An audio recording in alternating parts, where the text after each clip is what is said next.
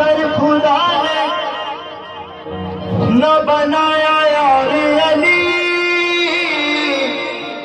तवाफ काबा अब बार बार कौन करे।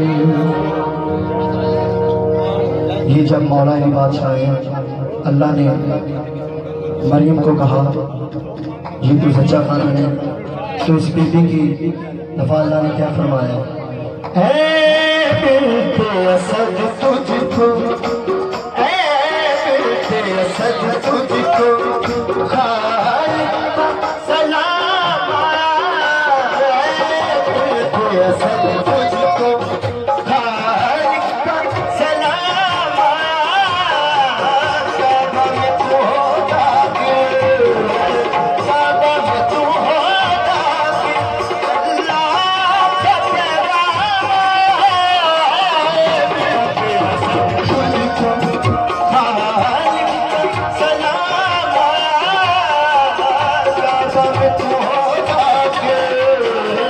काबा में तू होगा के, अल्लाह का पैगाम,